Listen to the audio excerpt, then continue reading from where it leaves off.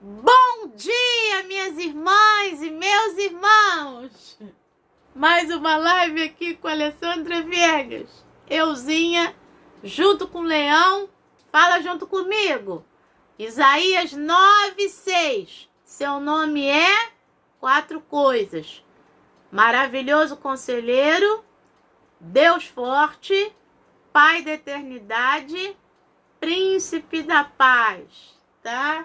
Não tem vírgula entre o maravilhoso e o conselheiro. Ele é um conselheiro maravilhoso, tá bom? Ele é o Deus forte. Ele é o Pai da eternidade, ele é o príncipe da paz, tá bom? Vamos lá. Aí diz assim: Alessandra, mas na minha Bíblia colocaram vírgula. Mas no original hebraico tem não, tá bom? Então vamos lá. Muito bem! No final eu dou bom dia para quem está aqui comigo na live no Facebook da Igreja Metodista Central de Bacaxá. E você que assiste depois no YouTube, eu subo esse vídeo para lá. Bom, Mateus capítulo 4 é o texto dessa manhã, do versículo 1 ao versículo 11, tentação de Jesus. Então vamos falar um pouquinho sobre isso? Vamos embora lá, versículo por versículo. Mateus capítulo 4, versículo 1. Já começa com a expressão que eu gosto, né? E que a gente precisa prestar atenção se a gente é estudante da Bíblia. Então, a seguir. Se é a seguir, eu preciso olhar o que aconteceu antes. Então, não sei se na tua Bíblia está a seguir, ou se na tua Bíblia está depois destas coisas, ou se na tua Bíblia está então. Essas expressões que fazem com que... Então o quê? Se é então, você está continuando alguma coisa que você falou antes. Se é por isso, mesma coisa, eu tenho que olhar antes. Se é mais, porém, contudo, todavia, o que eu falei antes é oposto ao que eu vou dizer agora, né? Então, aí é aula de português. Eu preciso prestar atenção nessas expressões que fazem as conexões do texto. Então, tá bom? Ao mesmo tempo que você vai estudando Bíblia, você vai aprendendo a fazer redação, né? Aprendendo a redigir um bom texto. Um bom texto é um texto que tem essas conexões, tá? Quando eu consigo costurar o texto, vou costurando ele aos pouquinhos, tá bom? Vamos embora lá. Então, a seguir, Jesus foi levado pelo Espírito, e o Espírito aqui é o Espírito Santo, ao deserto para ser tentado pelo diabo. Pois é. A seguir, aqui. Vamos para o versículo 17, que é o versículo imediato. É o último versículo do capítulo 3. Eis que uma voz do céu dizia: este é o meu filho amado, em quem me agrado, ou em quem me comprazo, ou em quem tenho prazer. Ou seja, Jesus acabou de ser batizado, aquela cena maravilhosa, né? Espetacular, extraordinária, João Batista maravilhado. Veio uma voz do céu dizendo: esse é o meu filho amado, em quem eu tenho prazer. Aqui você vai imaginar: caramba, né? E agora? E agora? O mesmo Deus que diz: este é meu filho amado, em quem eu tenho prazer, é o Deus que vai permitir que esse filho amado seja conduzido ao deserto para ser tentado pelo diabo. Lembra da live de ontem? Né? Jesus batiza no Espírito Santo, reveste a gente, né, dessa coisa gloriosa que naturalmente não nos pertence, mas ele nos dá, ele nos doa, né? A gente é revestido de céu, não é isso? A gente é revestido de algo santo, né? A gente tem Um revestimento, não é uma cobertura, é um revestimento. E depois disso, a gente vai entrar no fogo. A gente vai entrar na situação difícil. Para que esse revestimento que recebemos, né, ali seja testado. Como eu falei, Jesus é o nosso modelo. Acabou de ser batizado, né? E agora ele vai ser conduzido pelo Espírito, o mesmo Espírito que veio em forma de pomba, ao deserto para ser tentado pelo diabo. Eu estava lendo aqui o John Wesley e achei muito legal, porque ele coloca assim, ó, a Bíblia do John Wesley, né? A seguir, depois dessa evidência gloriosa do amor do seu Pai, ele, Jesus, estava completamente equipado para o combate. Assim, após a mais clara luz e a mais intensa consolação, devemos esperar as mais penosas tentações. Tá? Joel falou isso daí. E eu curto, me amarro nele, né? Eu gostaria de ter conhecido o John Wesley. E aí, ele devia ser chato, né? Chato naquele sentido de, que crente chato, né? Que fica me desafiando, que fica me exigindo as coisas. Pois é, o John Wesley devia ser desse tipo aí. E aí, beba água. Não sei se a Aline já tá aí. Beba água aí, gente. Vambora, que tá calor. Então, e o John Wesley bebia água pra caramba, tá? E tinha cuidado com a alimentação dele também. Um dia a gente vai falar sobre isso. De repente vai falar lá na escola dominical, ou a gente faz uma live aqui sobre muitas coisas interessantes do John Wesley que tem a nos ensinar. Bom, fechado esse detalhe, vamos lá então. Então, ele está dizendo, após essa experiência gloriosa, a gente tem que estar preparado para as tentações.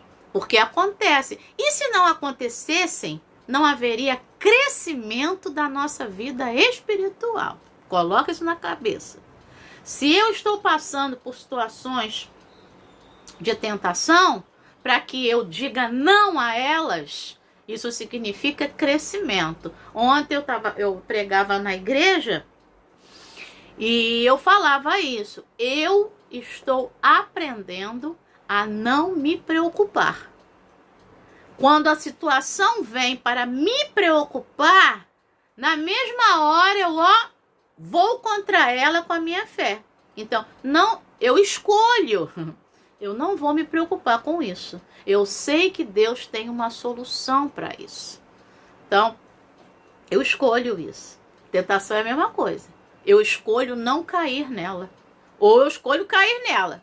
A gente vai falar isso já já. Bom, então Jesus foi levado pelo Espírito para ser tentado pelo diabo. Verso 2. E tudo isso é permissão de Deus. O diabo está fazendo. Ele vem tentar e não obriga a gente a nada. Você faz o que você quer. E eu faço porque eu quero. É igual a pastora Helena Raquel fala, né? Eu já falei isso várias vezes, já deve estar cansado de ouvir isso.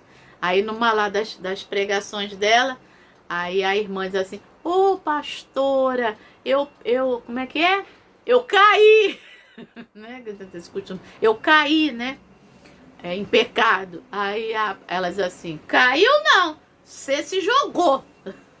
Porque o pecado não começa, a tentação não começa. E aqui é muito interessante, você vai vendo isso. São 3 níveis de tentação diferentes. Então, aquilo para que você é tentado não começa com algo escancarado. Começa com algo que é legítimo. E a gente vai ver isso aqui. Jesus teve fome. Então, começa com algo que é legítimo. Então eu vou ali. Então, a gente precisa tomar cuidado com o que vem por trás desse algo que a gente está achando que é legítimo. Vamos lá. Então, Mateus capítulo 4 agora, versículo 2. E Jesus, depois de jejuar 40 dias e 40 noites, teve fome. Lembra quando eu falei que Mateus está sempre querendo aproximar esse evangelho com o Antigo Testamento para atrair os judeus, pergunto a você, quais são os dois personagens importantíssimos para os judeus do Antigo Testamento que jejuaram 40 dias e 40 noites? Só que lá foi um jejum extraordinário, foi um jejum miraculoso, tá? Quem foram? Você sabe? Eu não tô aí para ouvir, né? O primeiro foi Moisés. O segundo foi Elias. Pois é. Moisés e Elias são os dois personagens do Antigo Testamento que vão jejuar 40 dias e 40 noites. Isso não está aqui por acaso. Mais uma vez, tá? De repente o judeu leu a história lá, né, no capítulo 3 lá do Raça de Víboras e tá, tô gostando desse negócio aqui, não. Temos por pai a Abraão, das pedras surgem filhos.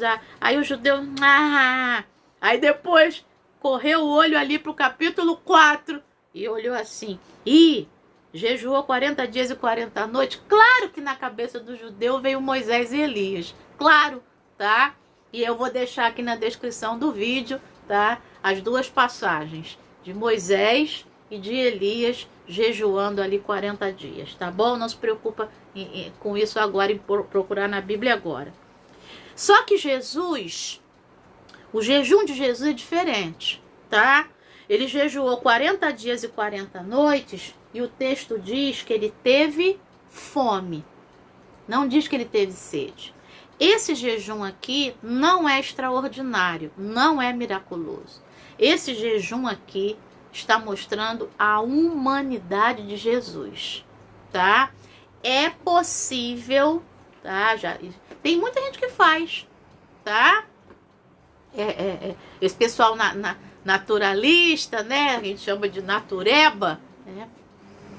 Isso agora está muito em voga, né? Ou na moda, né? O jejum como remédio para o corpo, né? Você vai desintoxicando o corpo só bebendo água, bebendo água. É possível, não vai ser doido de fazer isso, ou doida, né? Se você tem uma alimentação com muita farinha, com muita carne, com muita proteína, não dá. Tem que preparar o corpo antes, né? Você vai tornando a sua alimentação cada vez mais leve e cada vez mais espaçado o tempo que você se alimenta para você se preparar para um jejum de 40 dias, só com água, tá? Mas humanamente é possível, ninguém morre não, tá? Aí até alguns sabem, né? A Fátima, minha prima, tá aí, a gente gosta muito do Dr. Laí Ribeiro, né? E o Dr. Laí Ribeiro, o que ele faz? Eu já fiz algumas vezes e não sofri, né?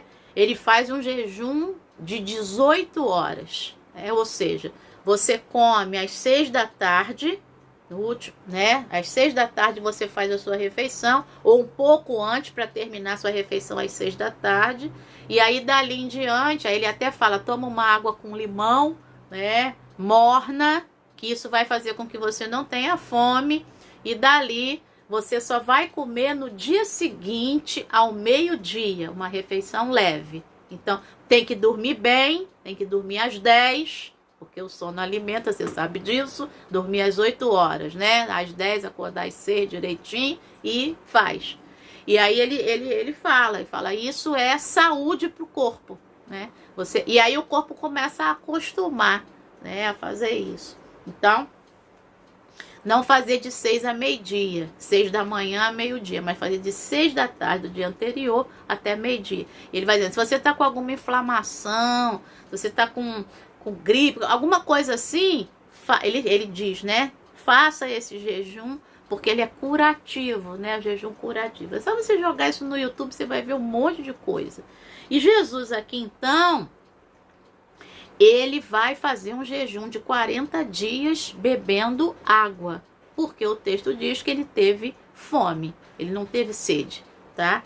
Então, pensa nisso. Aqui é um texto para mostrar o Jesus humano, que também é divino, mas é para mostrar o Jesus humano, tá? Não é um jejum sobrenatural, como foi o de Moisés e de Elias lá no Antigo Testamento. Mas o que liga, né? O que liga são os 40 dias. E se você pensar também no número 40, né? Jesus foi levado ao deserto. O povo de Israel, lá no Êxodo, também foi levado para o deserto, né? Por Moisés. E ficou lá não 40 dias, mas ficou lá 40 anos. Então, esse número 40 é uma chave, né, de lembrança, é uma chave de leitura para o judeu que está lendo o Evangelho de Mateus. Tá bom? O Evangelho de Jesus segundo Mateus. Vamos para as tentações. Vamos embora. Versículo 3. Então o tentador, aproximando-se, foi chegando perto, né? Disse a Jesus. E começam as três tentações. É importante que você preste atenção, quero mostrar para você. Todas três têm o condicional, a partículazinha condicional, que é o se. Na primeira, ainda no versículo 3, se você é o filho de Deus. Se você é o filho de Deus. Na segunda, Mateus capítulo 4, versículo 5, de novo, lá no meio, se você é o filho de Deus. Na terceira tentação, lá no versículo 9, é um se diferente. O diabo diz, né? O tentador diz para Jesus: tudo isso lhe darei se prostrado você me adorar. Então, o tentador vem com esse se, com essa condicional, com esse querer colocar em dúvida, né? Primeiro, o que ele faz? No versículo 3 e no versículo 5, ele quer jogar com a identidade de Jesus. Se você é, e muitas vezes acontece isso com a gente, tá? Se você é crente, não é isso?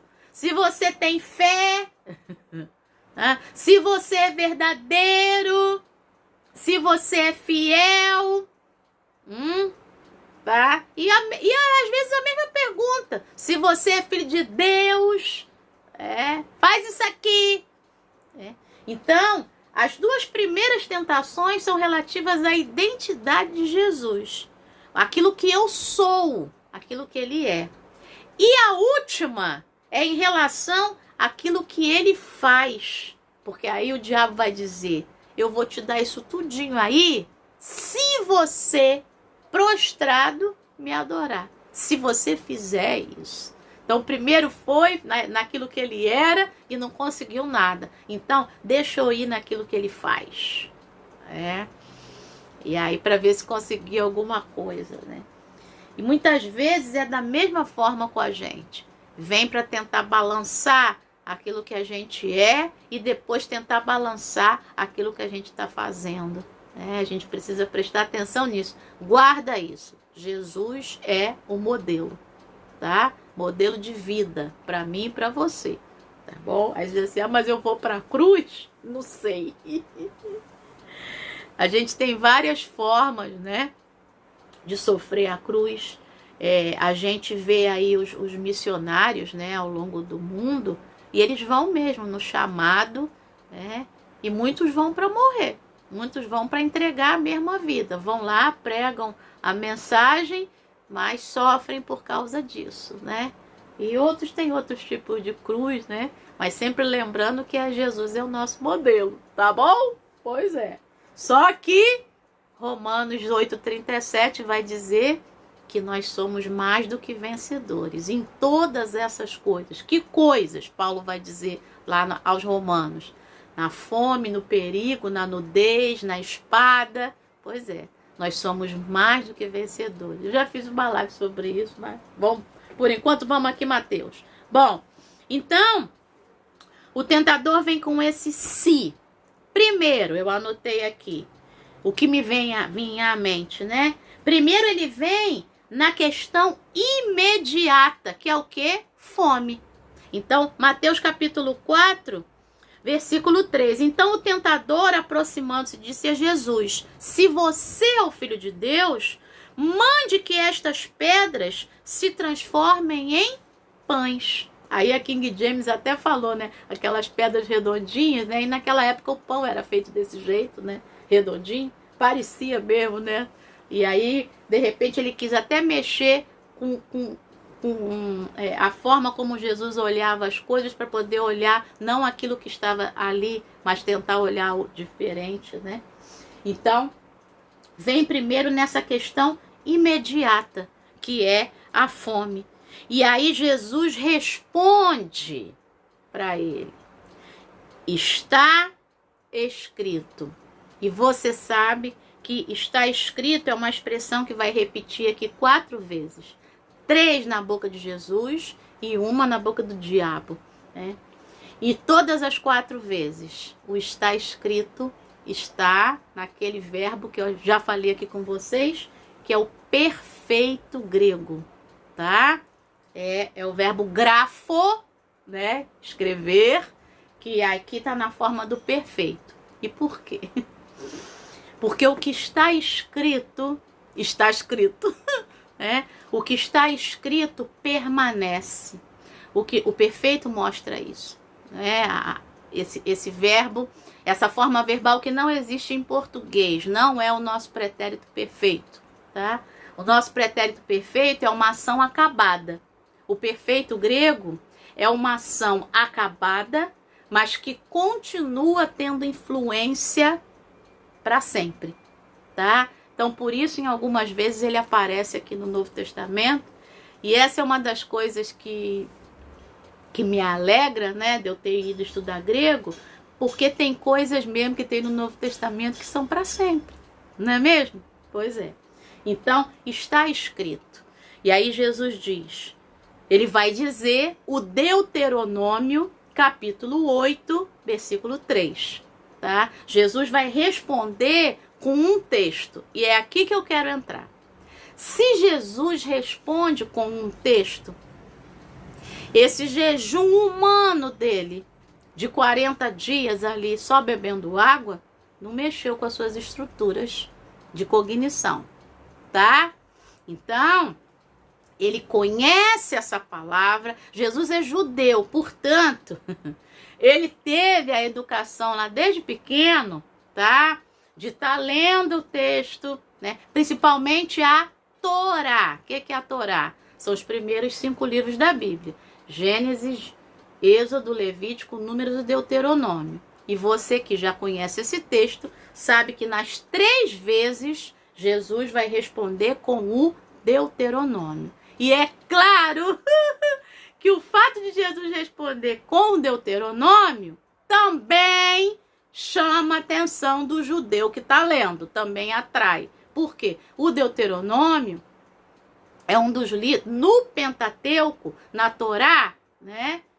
Nos 5 livros, é um dos que é mais lido, tá? Porque é o livro, como eu falei, é o livro que trata da justiça social, de como é que eu vou tratar o outro, de como é que eu vou tratar Deus. É no Deuteronômio que tem a repetição dos 10 mandamentos, lá Deuteronômio capítulo 5, tá? É no Deuteronômio que Moisés sobe ao monte, que é a nossa live de sexta-feira, para fazer os seus discursos. Pois é, tá bom? Então, Jesus vai citar Deuteronômio capítulo 8, versículo 3, aqui, ó. O ser humano, ou o homem, não viverá só de pão, mas de toda a palavra que procede da boca de Deus. Então, o homem, a mulher, o ser humano, não viverá só de pão, mas de toda a palavra que procede da boca de Deus. O que Jesus está dizendo? Que a palavra que procede da boca de Deus, essa palavra que está escrita, que foi fechada lá no Deuteronômio, mas que me influencia a minha vida até hoje, isso é mais importante. Isso alimenta mais do que o próprio alimento físico. Então Jesus deu-lhe uma lambada, né? Apesar, como eu falei, do diabo vir tentá-lo em algo lícito, comer. Né? Mas aquele momento, como é colocada em xeque a identidade de Jesus, se você é filho de Deus, transforma essas pedras aí em pão. Aquilo não convém, né? Se ele é filho de Deus, ele vai fazer coisa melhor do que isso, né? Então ele diz, nem só de pão vai viver o homem, o ser humano, mas de toda palavra que sai da boca de Deus. Deus é aquele que é capaz de me alimentar. E é o que vai acontecer no final, tá? É o que vai acontecer lá no versículo 11. Então vamos embora. Aí, o diabo lá não se dá por satisfeito, né? E versículo 5. Então, o diabo levou Jesus à cidade santa, é como Jerusalém era chamada, né? Lembrando, Jesus está no deserto da Judéia, não é isso? E aí o diabo, aí você pensa aquela cena cinematográfica, né? Jesus voando junto com o diabo, né? E um dia eu estava estudando, ouvindo uma pregação também. É muito mais real, vamos dizer assim, é muito mais pé no chão, vamos dizer assim, tá? Eu pensar que essa batalha está acontecendo na mente de Jesus, assim como acontece conosco. As tentações, essa batalha das tentações, primeiro acontece aqui, para depois eu agir. Primeiro é o pensamento, que vai gerar um sentimento, e que esse sentimento vai gerar um comportamento. Então, é primeiro aqui. Eu fiz. Você fez porque primeiro você pensou, depois você sentiu e depois você agiu. É desse jeito. E Jesus já corta logo aqui. E como é que ele corta? Com aquilo que está na mente, que é o quê? Palavra de Deus. Então, é isso que eu estou falando. Quanto mais eu e você estudamos esta palavra, mais essa palavra fica na nossa mente. Para com isso de que você não memoriza. Se você sabe seu endereço de cabeça, sua data de nascimento, tá? Número do seu celular, aniversário dos filhos, você é capaz de memorizar qualquer coisa. É só você ir usando técnicas de memorização, tá? Escrever, pega o versículo que você gosta, escreve, coloca na porta da geladeira, coloca no espelho, coloca no lugar onde você mais vai, tá? Eu passo o dia inteiro cozinhando, então cola naquela parte do fogão assim, né, que tem o vidro, ou não sei se o seu não tem, se não tem, meu fogão é novo, é cockpit, não tem aquilo não, bota lá no azulejo então, tá? Bota lá no azulejo, naquele lugar em que você vai muito, coloca lá, coloca o versículo lá com a referência, é Salmo 23:1, o Senhor é meu pastor, nada me faltará, coloca lá. Depois você memorizar aquele, vai trocando. Na semana seguinte você bota outro. Aí no final do mês, você bota os 4. E vai, já memorizei. Agora vamos outro mês, mais 4. Depois bota os 8. E vai revendo. E é assim que acontece. E aí você vai testando, treinando o teu cérebro e o meu, que são profundamente adaptáveis e plásticos. Então ele vai, e isso vai ser muito bom. E ainda vai prevenir demência, né? Desculpa, vamos lá. Versículo 5 de Mateus 4. Então o diabo levou Jesus à cidade santa, isso na mente, tá? Essa batalha está sendo na mente. Colocou-o sobre o pináculo do templo, a parte mais alta do templo, isso está acontecendo aqui. E disse, de novo, se você é o filho de Deus, jogue-se daqui. Aí o diabo diz, porque está escrito, E ele vai citar o Salmo 91, versículo 11. Aos seus anjos ele dará ordem a seu respeito e eles o sustentarão nas suas mãos para que você não tropece em alguma pedra. O diabo não é burro, né? Ele conhece essa palavra e outra coisa, ele sabe que está escrito. Ele sabe que isso está fechado e que continua influenciando a vida até hoje. Por isso ele usa a mesma expressão, está escrito. Muito bem. Jesus respondeu, versículo 7. Também, isso aqui é legal, também está escrito: não ponha à prova o Senhor teu Deus. Onde é que isso está escrito? Deuteronômio, capítulo 6, versículo 16. De novo, Jesus cita o Deuteronômio. Então, e agora, nessa segunda tentação, você já deve ter ouvido isso, né? De repente eu estou chovendo no molhado. O que o diabo fez aqui é exatamente o que ele fez lá com a Eva, lá na história da criação. Gênesis capítulo 3, do versículo 1 ao versículo 6. Né? Ele vem em forma de serpente e diz assim: não é isso que Deus disse? Que vocês não podem comer de nenhuma árvore do jardim? Ou seja, ele pegou o que Deus disse, fez um engano lá, né? E aí a Eva falou assim: não, ele falou que a gente pode comer de todas, mas que a gente não pode comer da árvore do conhecimento do bem e do mal, porque se a gente comer a gente vai morrer. E isso Deus tinha dito, não se preocupa, vai ficar tudo na descrição do vídeo, em Gênesis capítulo 2, versículo 16 e 17. E ela repete. Aí quando o diabo lá, né, na serpente, vê que ela sabe o que Deus disse, aí ele joga, diz assim, não, vocês não vão morrer não.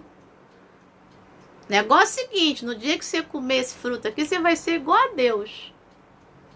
E isso vai entrar na terceira tentação aqui, tá? Então é muito parecido, ou seja, né? O diabo não tem, o pessoal costuma falar isso, né? Ele não tem muita criatividade não, né? O que ele fez lá com a Eva, ele tenta fazer aqui com Jesus. Então é bem parecido isso. E claro, como eu estou insistindo sempre, né? Isso também é atração para que o judeu da época lesse, né? E se lembrasse disso, do texto lá da tentação, que é um texto forte para mostrar isso, né?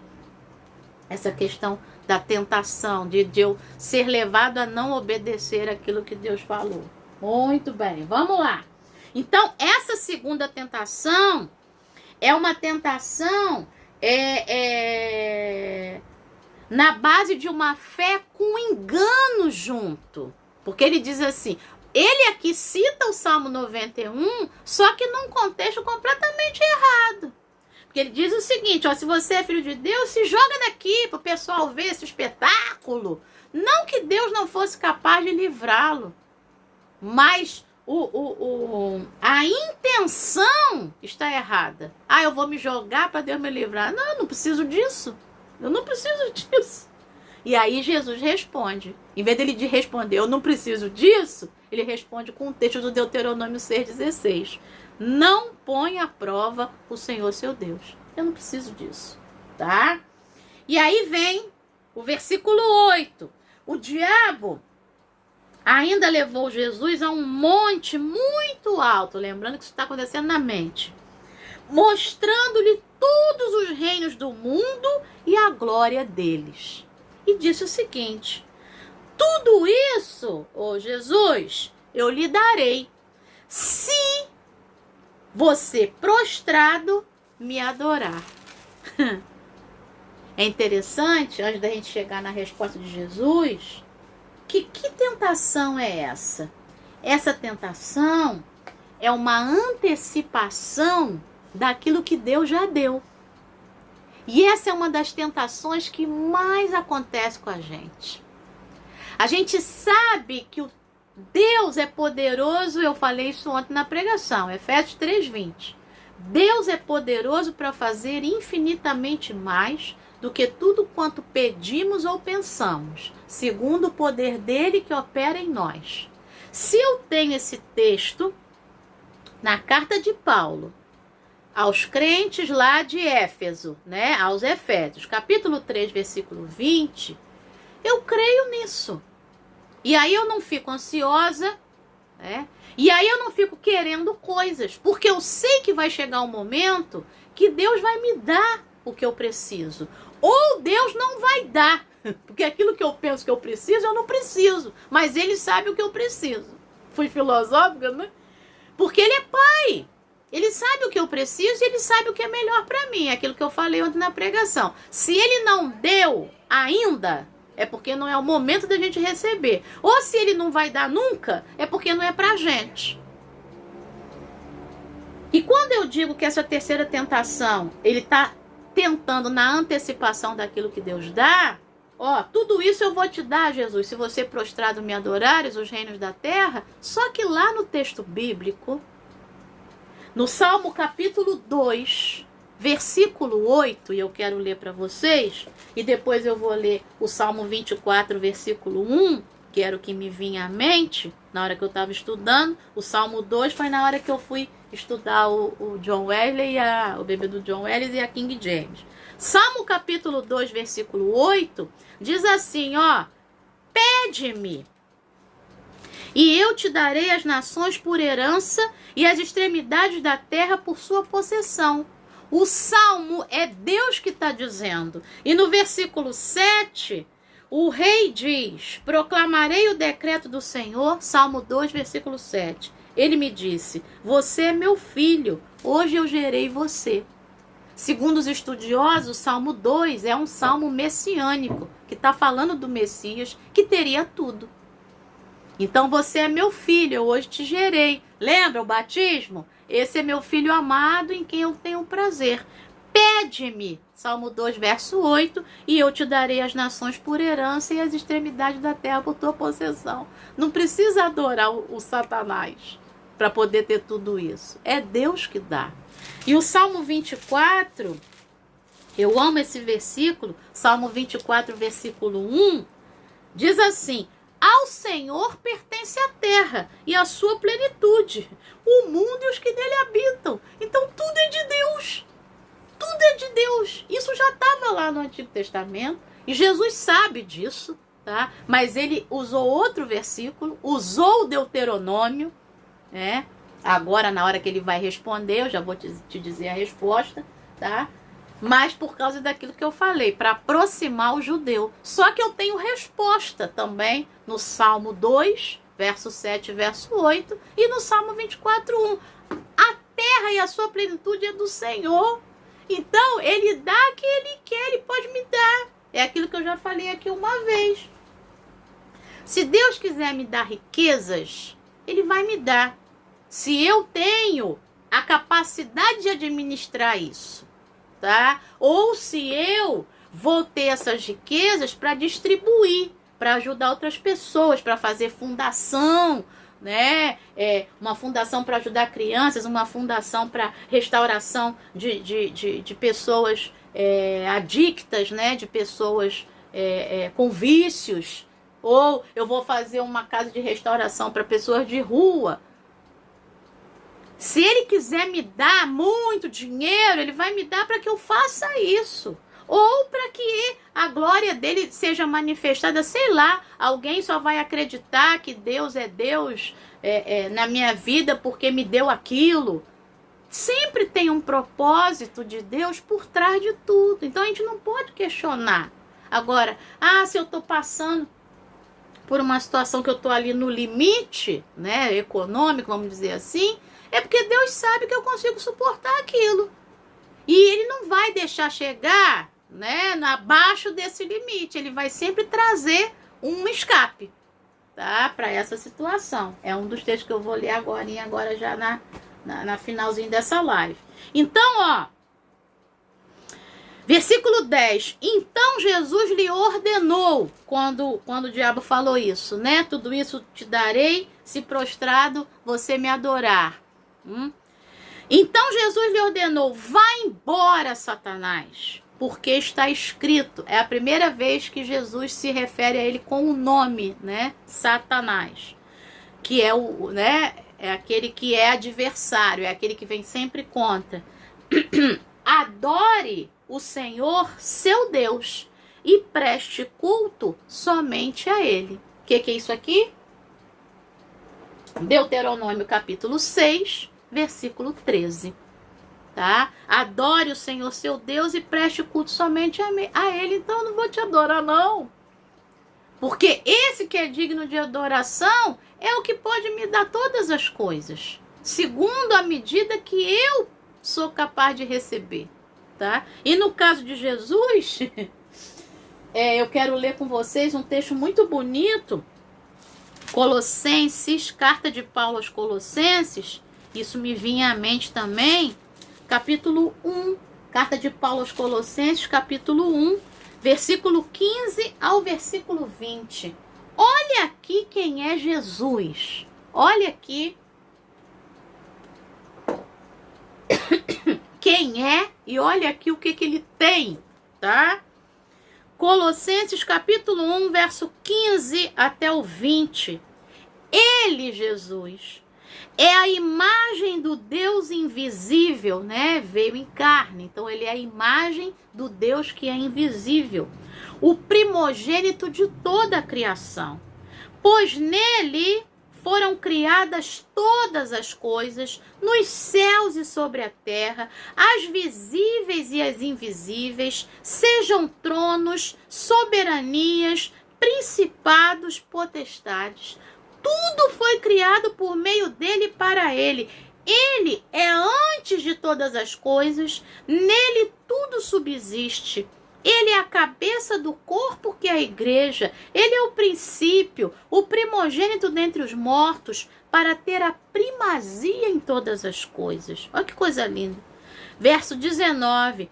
Porque Deus achou por bem que nele, em Jesus, residisse toda a plenitude, e que, havendo feito a paz pelo sangue da sua cruz, por meio dele, reconciliasse consigo mesmo todas as coisas, quer sobre a terra, quer nos céus. Esse é Jesus. Isso é tudo que ele é, né? Isso é tudo que ele faz. Então, nem posso dizer tudo, né? Ele é mais do que isso, né? E ele faz mais do que isso. Mas essa é a forma como Paulo vai descrever quem é Jesus e o que ele é capaz, tá? Aqui na carta aos Colossenses, que de repente os crentes lá da cidade de Colossos, ou Colossos, precisava ler isso. E a gente precisa ler isso hoje. Então, é isso aqui. Então, eu não preciso me prostrar diante de você, ô Satanás, para ter tudo isso aí, não. Porque tudo isso aí é de Deus. É por isso que Jesus vai responder. Ô Satanás, é o seguinte, adorar é adorar somente a Deus, tá bom? Deixa eu voltar aqui pro Mateus pra gente fechar. Pegar o finalzinho aqui que o diabo saiu correndo. Adore o Senhor seu Deus e preste culto somente a Ele. Verso 11. Com isto, o diabo deixou Jesus e eis que vieram anjos e o serviram. E serviram a Jesus, tá?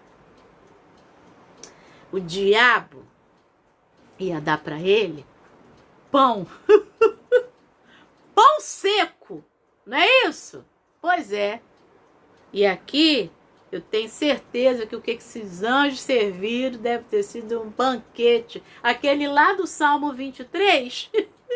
Preparas uma mesa perante mim, né? Na presença dos meus inimigos, unges a minha cabeça com óleo, meu cálice transborda. Os anjos vieram e o serviram. Claro que de muito mais do que pão. E aí eu fico pensando, né? Nesse jejum humano, como eu falei, essa refeição aqui deve ter sido uma refeição boa, mas uma refeição leve, não é? Não foi churrasco, não, né? Senão ia dar um piripaque ali no corpo de Jesus, né?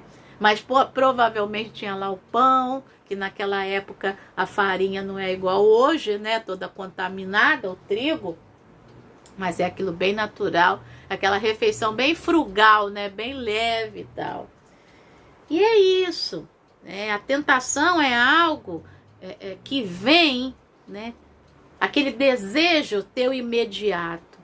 Mas a gente, como Jesus, aqui é o Jesus humano, e por isso que eu estou falando isso toda hora, e a gente como humano, a gente é capaz de vencer, tá? Eu quero ler mais um texto com você, primeira carta de Paulo aos Coríntios, capítulo 10, versículo 12 e versículo 13, para a gente fechar essa live e dar bom dia para todo mundo. Vamos lá. Desculpa. 1 aos Coríntios, capítulo 10. Eu também gosto muito desse texto. E esse texto me fortalece muito, tá? Quando eu estou passando por tentações, né? Eu posso passar por elas. Eu não posso cair nelas, né? Deixar com que elas me dominem. 1 aos Coríntios, capítulo 10. Paulo está falando lá para o pessoal lá de Corinto. Ó, versículo 12. Vai ficar na descrição também. Por isso, aquele que pensa estar em pé, veja que não caia. E aí Paulo vai dizer, desculpa, não sobreveio a vocês nenhuma tentação que não fosse humana. O que ele está querendo dizer? Não vem sobre vocês nenhuma tentação que seja além da humanidade que vocês têm. Então, tudo que vem, toda tentação que vem, eu posso dominá-la. Porque ela é humana. A Bíblia está dizendo isso. E ele diz, desculpe, mas Deus é fiel e não permitirá que vocês sejam tentados além do que podem suportar.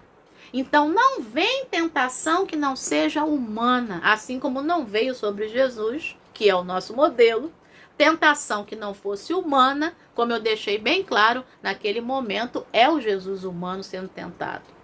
Então não vem sobre mim nenhuma tentação que não seja humana, ou seja, que eu não possa dominá-la, tá? Que eu não possa enfrentá-la e dominá-la.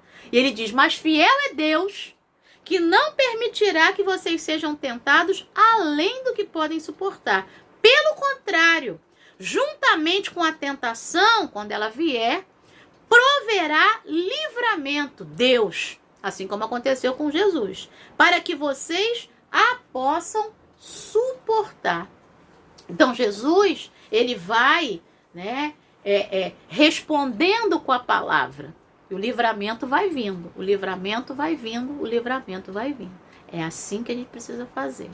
Esse é o ensinamento dessa manhã, né? O meu modelo é Jesus.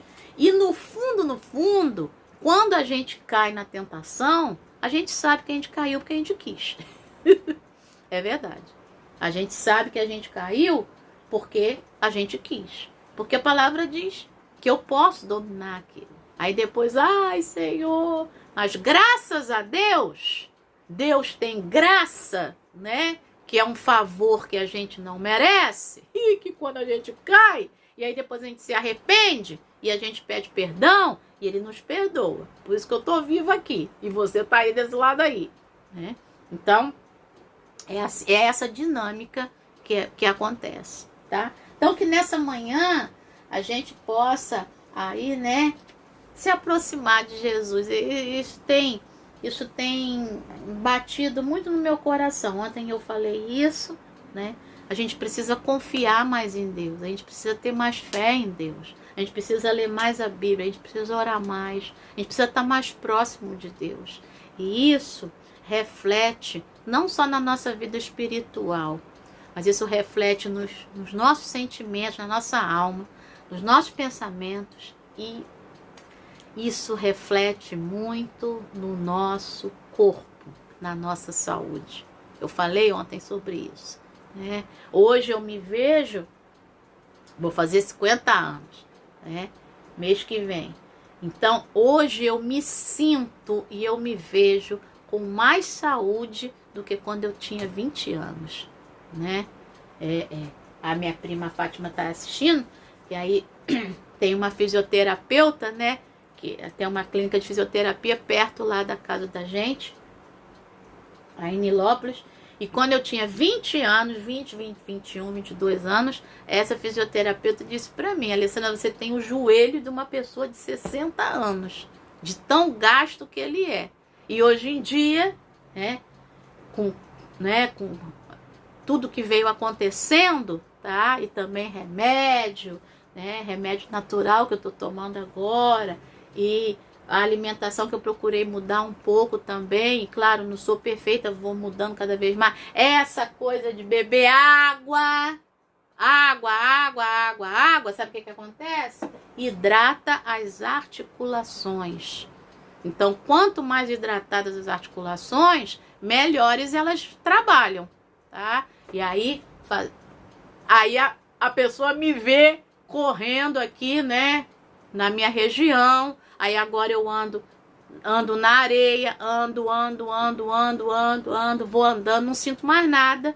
No outro dia eu subi um morro que tem aqui e parecia que eu tava no plano. Eu não fiquei, e além de tudo, eu não fiquei ofegante, E o joelho não doeu nada, nenhum dos dois.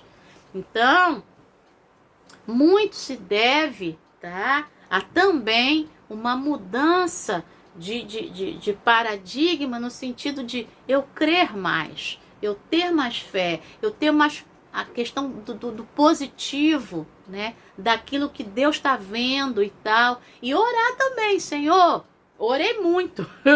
Senhor, me ajuda com esse joelho, me dá sabedoria como tratar. O Senhor é poderoso para curar meu joelho de um dia para o outro, mas o Senhor também é poderoso para me dar orientações de como é que eu vou fazer. E aí eu comecei a fazer e a cura tá vindo, Então é desse jeito. Quando a gente muda o paradigma, isso é bom para nosso corpo, para nossa alma, para o nosso espírito, para nossa mente. Tá bom? Vamos lá, deixa eu beber água.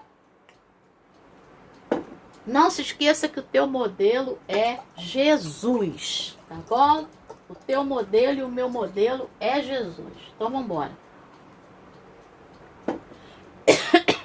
Tô agradecendo de novo, Ontem o Sérgio, meu primo, eu mandei mensagem. Ele também agradeceu pelos parabéns de ontem, tá bom? Vamos lá! Bom dia, Fátima Santos. Vasti, bom dia, lindona. Gilda, bom dia! Bom dia pra Gilda, pra Andressa, pra Vanessa, pro Carlinhos,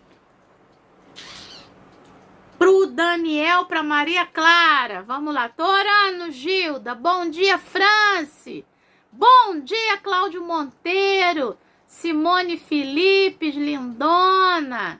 Neia, bom dia, Neia. Vambora caminhar, Neia. Rosângela Marins, bom dia, lindona. Edilva, bom dia, minha irmã. Acho que é a primeira vez que você tá comigo aqui ao vivo, Vamos lá. Francisca Almeida, bom dia, lindona. A Fátima Santos mandando coração. Lourdes, bom dia, Lourdes Marques. Clércia, bom dia, lindona. Vamos lá. A Lourdes está dizendo graça e paz a todos. Aline, bom dia, Aline, beba água. Vambora, Aline. Carlos Oliveira, bom dia, meu irmão.